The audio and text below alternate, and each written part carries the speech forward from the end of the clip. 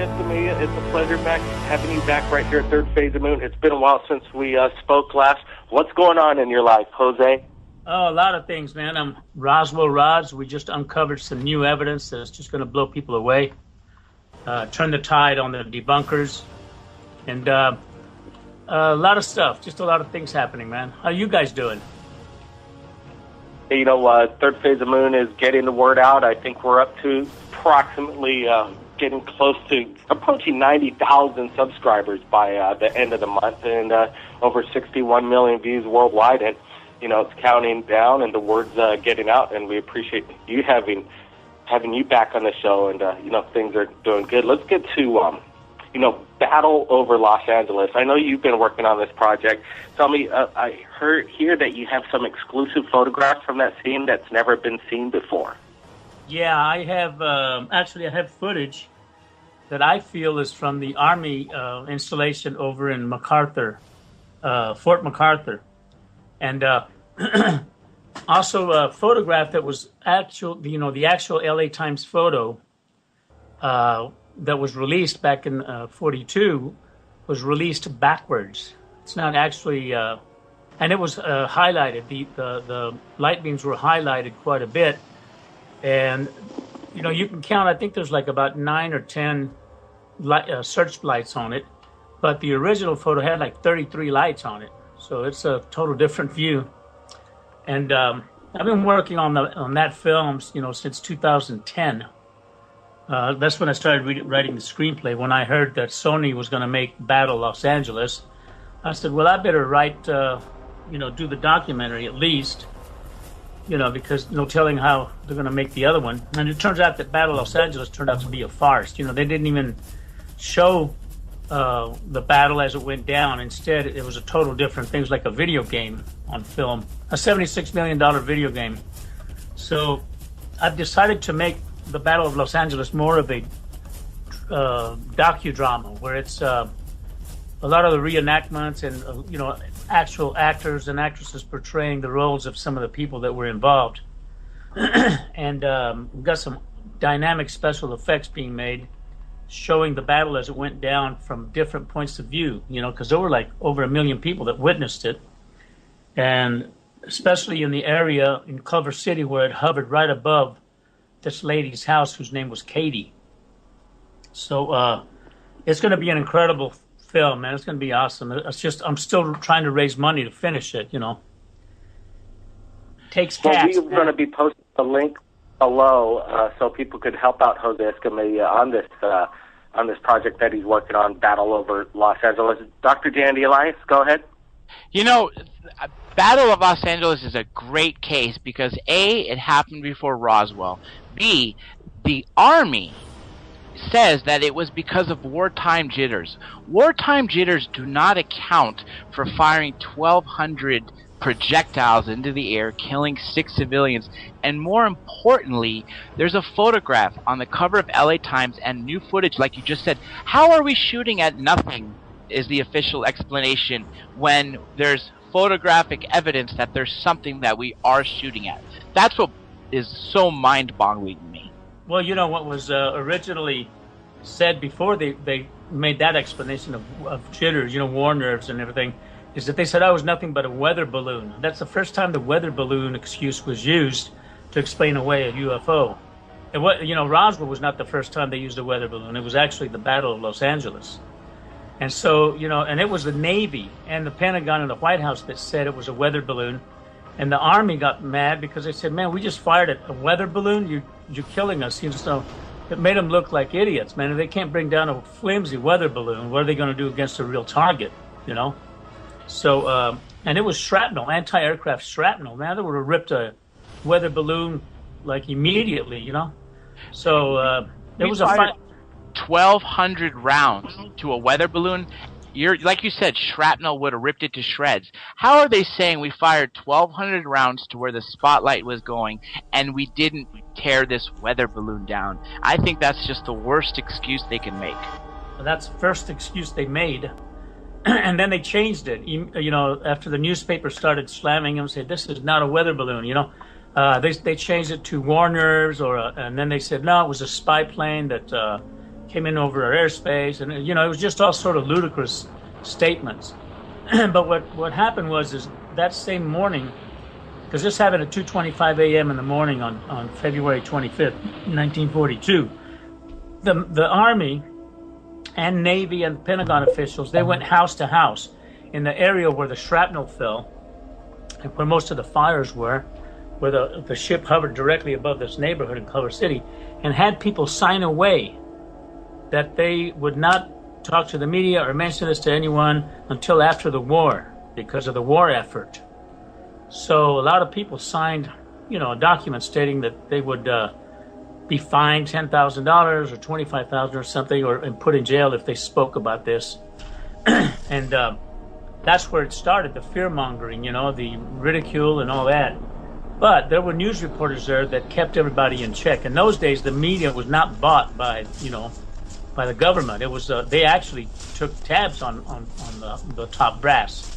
So a lot of the reporters that were there from all over the world, they witnessed this thing. A lot of them saw it, and they interviewed a lot of the people that witnessed it from different areas of the neighborhood, different parts of the city, and that's what this film is based on.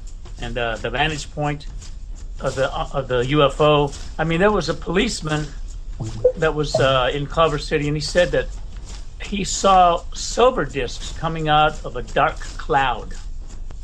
And that's kind of reminiscent of Independence Day, where the clouds are coming in and these UFOs are coming out of the clouds. But that's the way this guy described it in 1942. And then there was another military, a lot of military people, they said that they looked like, they called them mystery planes. And there were dozens of them flying all over L.A., So it was a hell of an event, man. I'm going to capture that. I've actually heard reports. Go ahead, Blake. Okay. Jose's been, you've been investigating this event in 1942. Have you interviewed anybody personally that's witnessed it for themselves? Because these guys are getting up there in age, and I'm sure there are not many of them around right now. We have one left, and he's in Culver City. He's 84 years old, and his daughter works at Lionsgate Films. And it turns out that he was in Santa Monica. He was like 16 or 17. He was ready to join the Army, and he witnessed it. He said it was not a weather balloon, it was not an airplane, it was nothing more. It said it was an object that was unidentified. It was a big orange, yellow, lozenge-looking thing, and he said, and it was huge and massive. And he saw it before the searchlights hit it.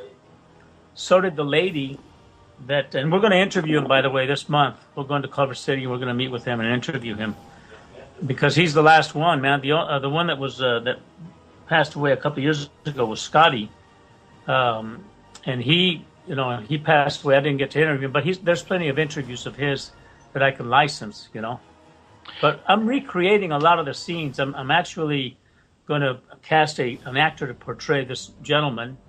His name is John, and portray him at his young age of 17 when he's witnessed it. And the way he describes it, man, it's amazing. He's got vivid memory, too, of that event. It stuck to him all these years. He says, I'll never forget that, man. He said, that was incredible. Two things I got to throw about that. First, the witnesses, you're right. They're getting old in age. And I don't like how the skeptics say, on their dying declaration right before they die on their deathbed, they make up a false story, which is not true. When you're leaving to go see your maker, you're going to tell the truth. But more importantly, Preston Dennett, MUFON researcher, 23 years, has stated that during the Battle of Los Angeles, we actually took down 2 of their craft. One that crashed in the Pacific Ocean and one that crashed in the San Bernardino Mountains. Do you know anything about that? Oh, yeah, we're going to portray that, too. And one of them was brought down in Long Beach.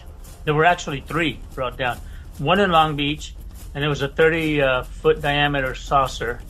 There was one brought down, and it landed in San Clemente Island, and the Navy extracted that one. And then the ones in the San Fernando, San Angeles Mountain crest, or San Angeles Mountain Forest, the Army Corps retrieved that one. And guess where those 3 ships were taken? Oh, there was also 2 aliens that were brought out of the one in Long Beach.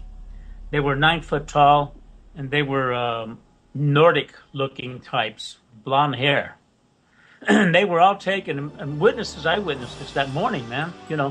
So they took them, all three craft and the two aliens. They took them to an area that is now known as Area 51. So even back then, that facility was there. Blake? Jose, while we're talking, when we post this radio show up on Third Phase, we sure would like to share your movie trailer, Battle of Los Angeles. Would that be fine? Yeah, it's there on YouTube, my YouTube channel.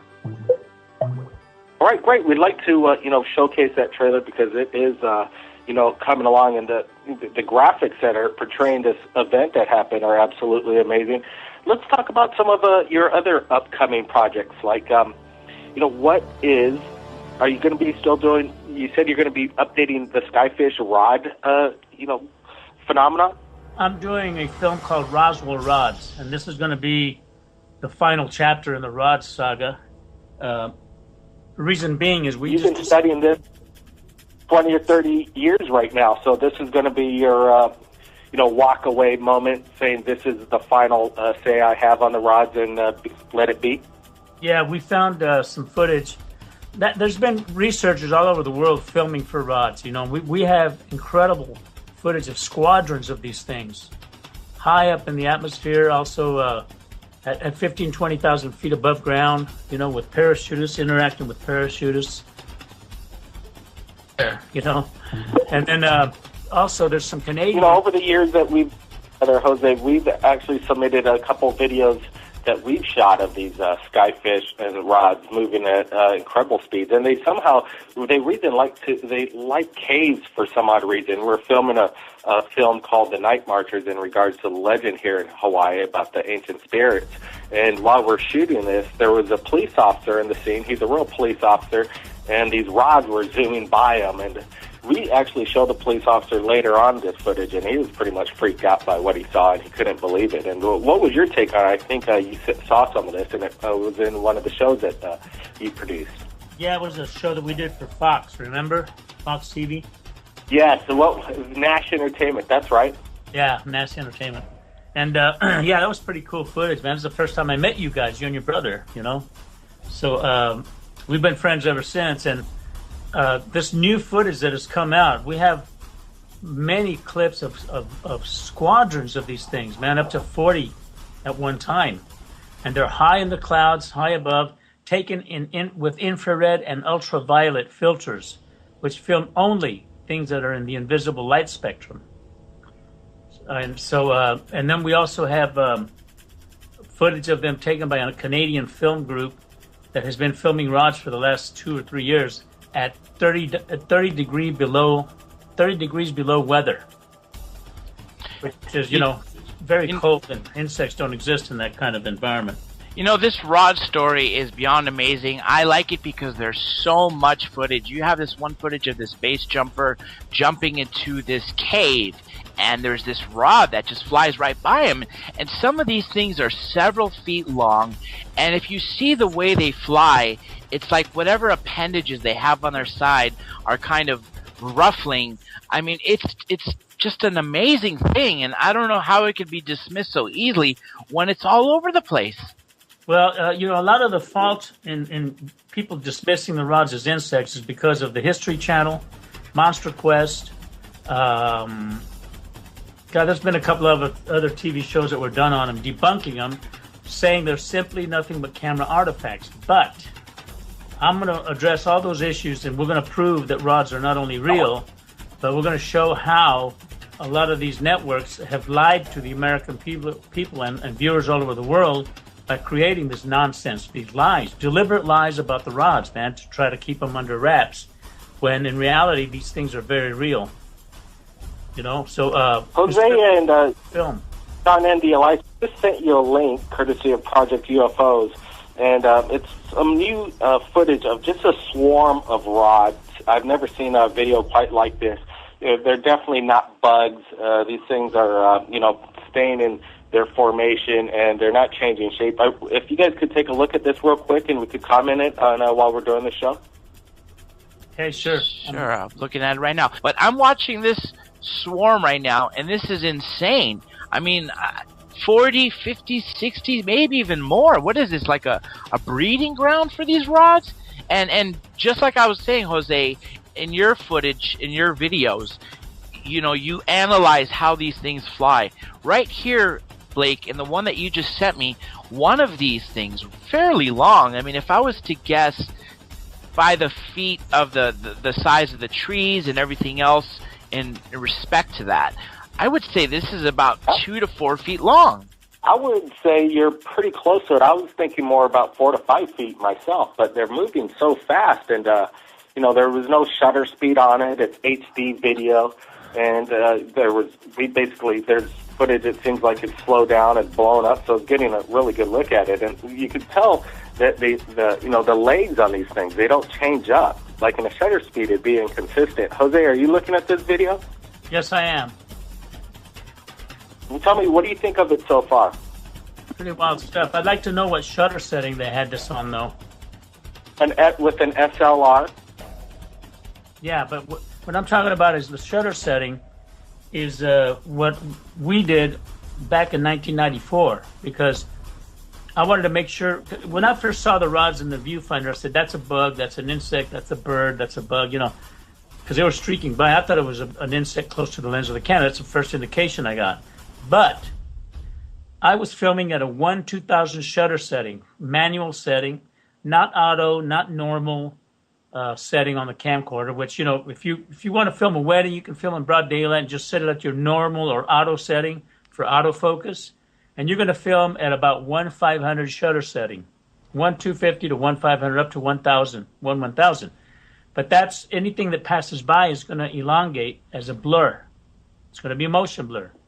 When you film at the highest shutter setting, like 1/2000, I think today's cameras have up to 1/40,000, you know, shutter setting, which is like extremely clarity.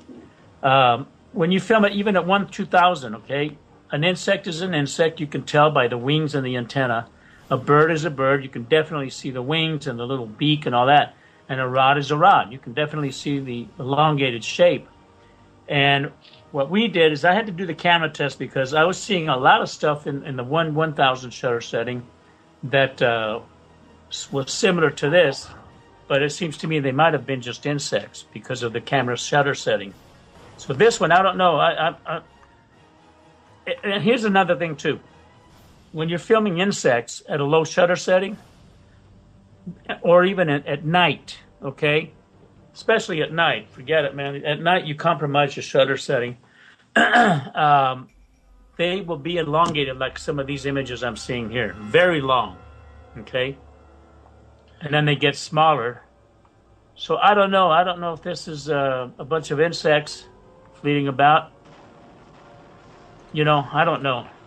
You know, Jose, you did an experiment where basically you pointed the camera up in the sky and you let it sit there for several, you know, hours, days maybe, and you are always catching these rods. So basically these things are all over the place, right? Exactly. And let me tell you What was thing that we did to verify. the largest? What's that? What was the largest rod that you've captured, or some of the footage that you've seen? I think you had some comparison, and they were absolutely massive. Yeah, there's tornado footage from the Oklahoma tornado of May 1996, I believe, of a news helicopter capturing the tornado as it was ripping across Oklahoma City. And the funnel was 15 miles away from the chopper and the cameras, and there was the cloud front was 10 miles away. And out of the top of the cloud front, there's this white rod that comes out from the clouds and lasts 3 frames of video, comes out and then back into the cloud real fast. Now, that thing must have been hundreds of feet in length because it was 10 miles away. And on camera, it looked like it was about 2 inches long, man, you know, on the TV screen. Then there was also 2 other rods far away in the distance that are white rods, and they were longer, and they were almost half the width of the funnel, and they went directly into the funnel. You can see them going into the funnel. And this was at 3,000 feet above the ground. So, it wasn't insects close to the lens of the camera. It was something inside the clouds. And a lot of the skeptics saying, it was just ball lightning. Well, you idiots, ball lightning is not elongated, So that was one of the largest ones. I've seen stuff from NASA, from the International Space Station and the shuttle, of rods coming into Earth, and they're huge, man. And they're traveling at thousands of miles per hour, in space especially. We have footage of them on Mars, rods on Mars, seriously, man. And you can see the the undulatory wave fins and everything like that. Unless there's insects on Mars too, these are rods, man. So we have footage of them coming out of the oceans and entering into the oceans. We have a lot of things that we're going to address in this film, and people are going to realize, man, these things are freaking real all the time, man. They were always the real deal.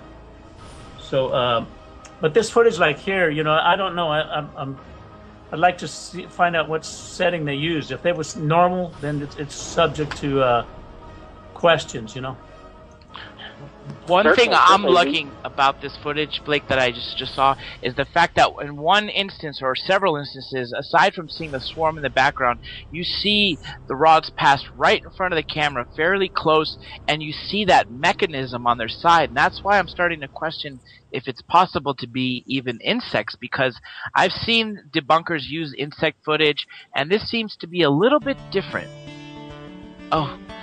We are going on break, folks. If you just hang tight, short 2 minutes, we'll be right back with Blake Cousins and Jose Escamilla. Back, Third Phase of Moon Radio, right here live on Revolution Radio. I'm your host, Dr. J. Andy Elias, with, of course, Blake Cousins, who's working real hard to get all the footage from around the world out there. If you got anything amazing, make sure you send it via Skype or Twitter, Third Phase of Moon. We are speaking with Jose Escamilla, famed filmmaker of over 35 years. He's produced several enormously big and very important documentaries regarding paranormal items, rods, and much, much more, including what we were talking about before break, the Battle of Los Angeles. Right before we went to break, Blake Cousins had a question for Jose, and Blake, go ahead and take it. Well, we were looking at this rod footage, and a lot of this footage that comes in that we see, and I'm sure Jose sees, and many people from around the world, is that they seem that they're moving so fast that at times they blink out of existence to me. Do you think they could be some type of interdimensional creature? Well, I'm glad you brought that up, because in this new film, I actually have footage of, in the clear blue sky, of white rods that look like ribbons, okay? And they're phasing in and out of the clear blue sky, like as if they're passing through a time warp. And they're huge, man. And they phase in and out of the blue sky, all right? So they could be interdimensional. We know that they are in space. They're traveling all over the areas in space. We now have footage, like I said, of them on Mars, or still pictures in Mars. And also of them in the ocean. They do have some kind of a life cycle in the ocean. They are able to swim in the ocean and then come out and swim in the sky. And that's what they do, is they swim through the air. They don't fly. So they have these undulatory wave fins, much like a cuttlefish. And is it possible that these are maybe some sort of animals that have coexisted with humans, but we've just been unable to see them the entire time? Well, yeah, they're, back when I first came out with the very first Rods documentary, the second Rods documentary, we found a creature. We went to the museums of natural history here in L.A., the one in Denver, Colorado, and we showed the footage to entomologists, we showed it to biologists, zoologists, marine biologists, and we said, is this kind of a fish, or is it an insect, or what is it, And they didn't have a clue, but they let us look at their archives of all the different types of species they have, even unknown species. And I think that we might have a creature here that evolved from millions of years ago from the oceans and learned how to fly as well.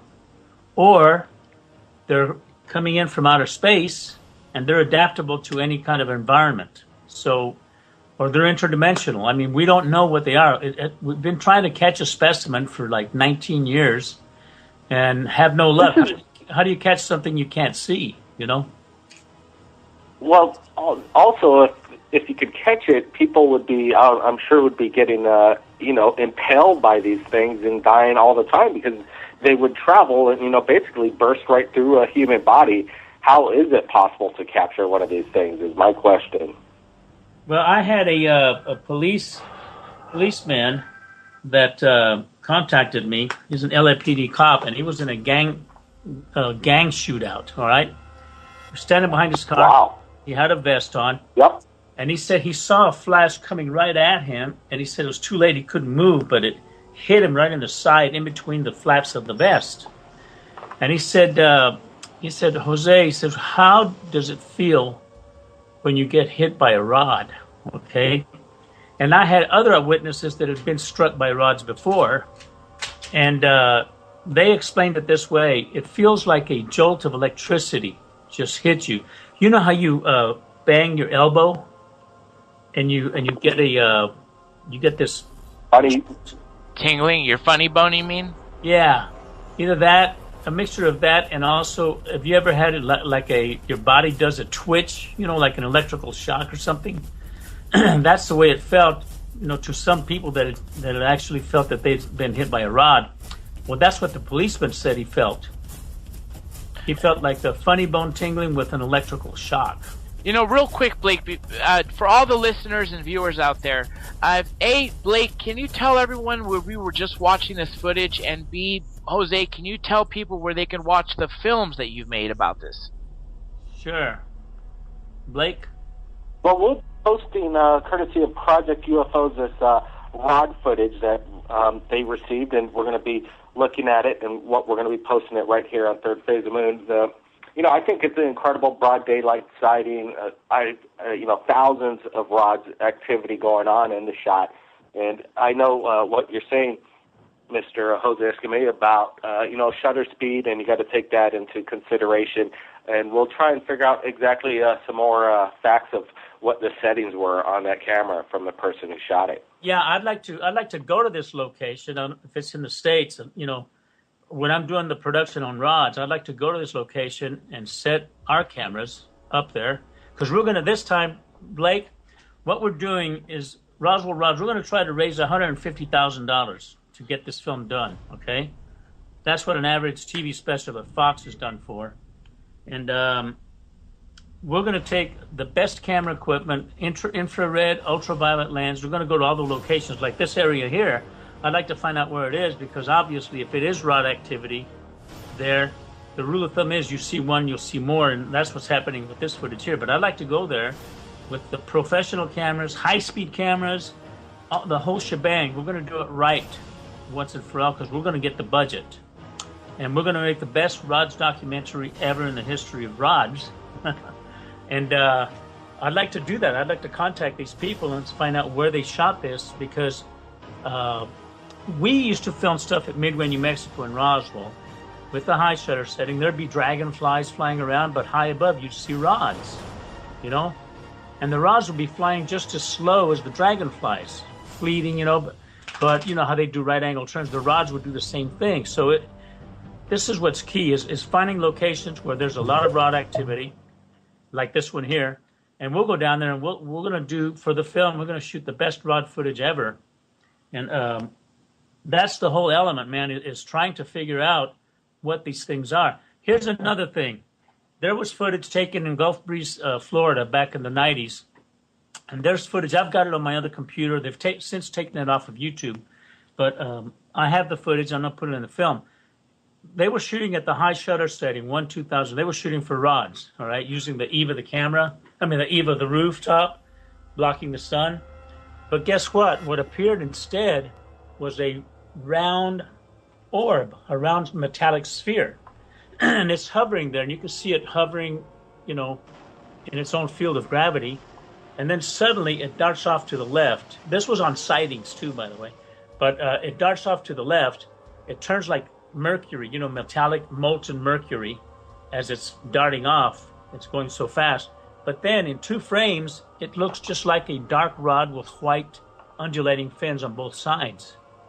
So even at the 1/2000 or higher shutter settings, maybe what we're filming are spheres that are traveling so freaking fast that even with a high shutter setting, they blur, okay?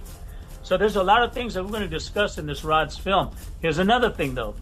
There's Tiger Woods footage taken by CBS during the PGA tournament in August of 2006. We're all sitting at the bar watching Tiger Woods, you know, having a beer and watching the, you know, just kind of glancing at the golf tournament. And they film him using this 5,000 frame per second high-speed camera that can slow down a bullet. That's, you know, what these kinds of cameras are. And they're studying his swing, and just as he hits the ball, a white rod flies right above his head. That's about 8 inches long. And the ball takes off at 85 miles an hour, but it's pristine. I mean, you know, with these high-speed cameras, you know, there is no motion blur. Yet this rod flies through the scene faster than the ball in super slow motion, faster than the ball at 85 miles an hour. The rod zips through. Most of the bar that we were sitting in, they go, "Rod!" Okay? And they only showed that once in that on that PGA tournament. I've got the name of it and where it was taken. So I'm going to try to allocate that footage. We get this budget. We're going to license it from CBS. And it's super slow motion footage of a rod that not only proves rods are real, but it's going to put everybody, you know, uneasy when it comes to rods, because they're going to realize these things are real after all, man. So there's a lot of things that we're doing. That footage, I wish you luck in getting that from CBS. It's too bad they haven't rebroadcasted it, so people could have recorded that event. You know, one thing, maybe an angle you could go at on, you know, this film, and even do it as a public service announcement, is because, you know, even the symptoms that you described earlier about people possibly getting, you know, impacted by these rods, you know, it sounds to me as a description of having as people would say, having their stroke or a heart attack, some of the symptoms of this tingling sensation. And maybe there are people, you know, dying as we speak around the world, being struck by these rods, and nobody knows about it. You never know. You never know. And here's another thing, too. There was a football game in Portland, Oregon, being filmed by, you know, local camera crew for the news.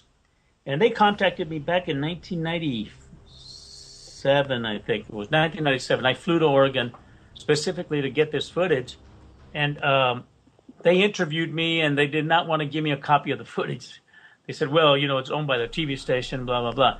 But anyway, what it was a local football game, and one of the referees was running, you know, with the football players down the field. He gets hit by a green rod, all right? And he gets hit right on the back right side of his side. He gets hit, and he reacts, and then the rod falls to the grass, to the football field, like water, turns into water. So it just disintegrated right there in front of him, huh? When it hit him, yeah. He was running, he got hit, and he reacted, but kept on running, all right? And the rod just turned into water. It looked like water splashing onto the grass. Was this captured on film by any chance? Yes, and I'm trying to allocate it. It turns out that one of the cameramen took the footage with him, so I'm finding it hard to find the camera guy. I don't even remember his name. You know, and the station doesn't have the guy's name or anything, so it's very difficult. So I'm going to put an ad in the Portland newspaper and request this footage, man, you know. But it was incredible footage. It was amazing. That's definitely something we all would love to see. All the YouTube viewers, all the Revolution Radio listeners, that's something amazing to see a rod, A, in a football game, something as populated as that, B, hit somebody. And it turns to water. Yeah, that's just sums it all up in one. It makes it show that this is not just an insect or some flying dragonfly or something, because what turns to water? Here's another shot that we're going to put in this film. There was a camera crew from Fox at the Cave of the Swallows, you know, the cave in Mexico. And base jumpers are jumping into the cave. And the camera is a high-end broadcast camera. and it's filming the base jumper. It's focused on the base jumper. All right, he's in clear focus. He's not motion blurred or anything. He's in clear focus. He's falling straight down at what is called terminal velocity. Yeah, I'm very familiar with that. I'm a skydiver myself. Okay. Terminal velocity is anywhere from what, 95 to 100 Well, actually, no. It's usually 120 miles an hour minimum. Flying belly to earth, it could be as high as 140. Head down or any other position could be as high as 180, 190. Okay, well, he was flat. He was like falling body flat-wise, so... At least 120 miles an hour. All right, let's figuratively say 100 miles an hour, okay? Just for this explanation. So here's this base jumper falling straight down into the cave, going at about 100 miles an hour, 120. And the background, because the camera is following him so fast, the background is blurred, okay? But he's in focus. Okay, so he's falling, and then a rod flies in, and from the left part of the screen, flies in underneath his stomach, a few feet away, and this rod is about 3 feet in length. It flies underneath him and goes to a lower part, and then makes a U-turn and goes back where it comes from. Okay, all in one shot. But the key element about that is that he and the rod are both falling straight down at 100 miles an hour, and the rod has the ability to fly at an angle downward, make a U-turn, and go back, at the same time falling 100 miles an hour downward. Amazing footage, if you can imagine that. Blake, are you there? You've also done all kinds of work besides the rods and battle over Los Angeles. You've worked a lot on, the cover-up of, color on the moon, possibly atmosphere, vegetation growing on it. Tell us about that, and what do you think about these shots from the moon where it shows Earth off at a distance, where the astronauts on the surface of the moon taking, the shot of Earth, and it's in full color? Is that the way it really works? Well, when I did UFO, The Greatest Story Ever Denied, I started making that film back in 2002. I had a section that I did on the moon because that film was entirely about the UFO phenomenon, and I had to incorporate some of the moon stuff because the astronauts saw UFOs while they were going to the moon and coming back and all that. Well, as I started doing that segment, I started realizing that a lot of the Apollo moon footage is fake. Not fake, it's real, but then it's been tampered with, I'll put it that way. Like the background, the dark sky of the moon, it's been erased. There is no photographic emulsion in the dark. Okay, if you look at an Apollo photo that has photographic emulsion in the darkness, you'll see it's got sort of noisy black background, because that's the emulsion of the film. Well, a lot of these shots, close to 97, 98% of the moon shots that were taken of the Apollo mission from the first one to the last one, have been tampered with, where there is no emulsion noise in the dark area of the moon. And when you go to Photoshop, what do you think they're hiding in those tampered photos? Probably structures. We found one photo that Kerry Martinick out of Canada did some Photoshop stuff on, and we were able to pull out of that darkness emulsion area by using certain filters. We were able to pull out structures, huge structures made of glass. And so I started checking out the moon, and I go, wow, I'm going to have to do a full documentary on the moon because there's so much here. They have tampered with so many photos. It's amazing. So that's when I did Moon Rising back in 2009. And when I was doing Moon Rising, I come to find out there's even more that they've done in the tampering of the footage, tampering of the imagery. And while I was doing Moon Rising, I had a shot that was going to be a CGI shot, special visual effects shot, where we were going to fly from Earth towards the moon. And the moon is high up in the sky, and we're on Earth. We're going to pass through the atmosphere and then zoom into the moon and get real close to the moon, and then zoom into the moon fast, and then we're going to see the landscapes. Well, I needed a a replica of the moon to put into my 3D CGI program.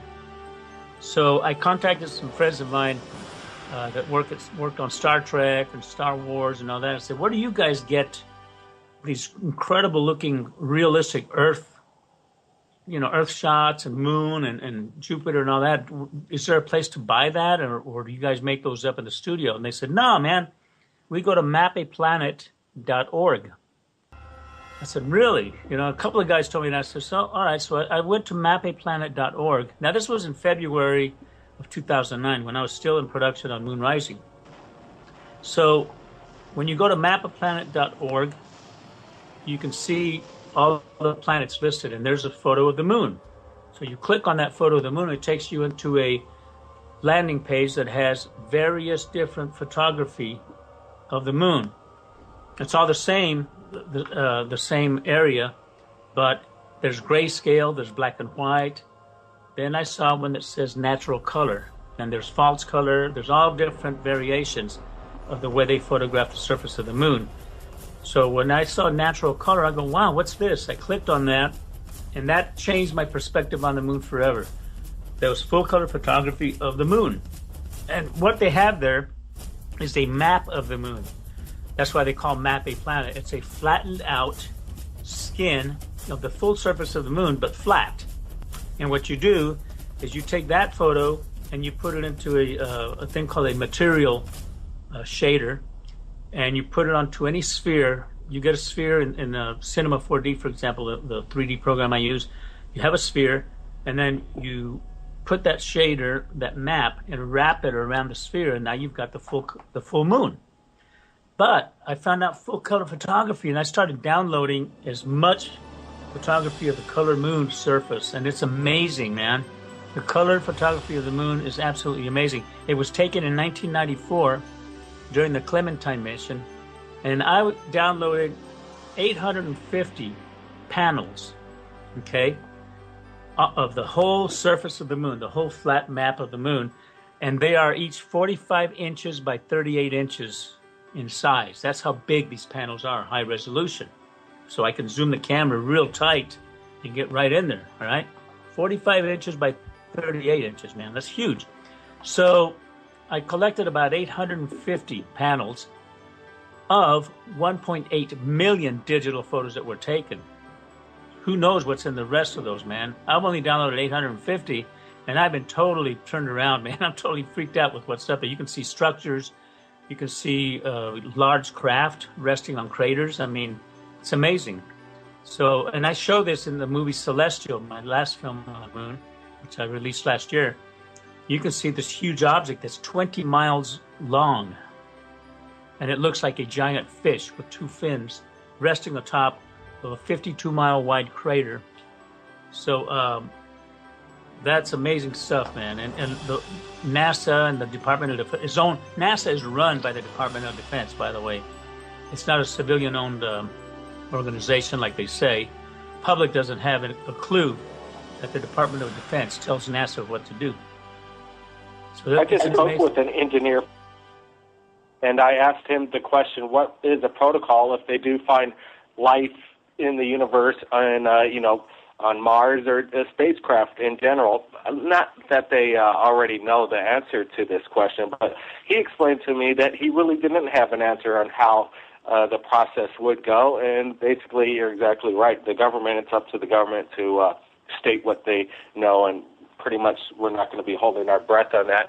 But I really want to, I'm going to be leaving. I want Jose Escamilla, you're going to be sticking around for the next hour. Everybody still stick around, but I have some interviews that I got to do from the UK with breaking news, some UFO sighting that just came in, and we're going to be taking some testimony. But I really appreciate all your hard work that you've been doing, Jose Escamilla. Hey, thank you, Blake. And you say hi to your brother for me, and blessings to you both. And continue on, man. Continue on with the journey.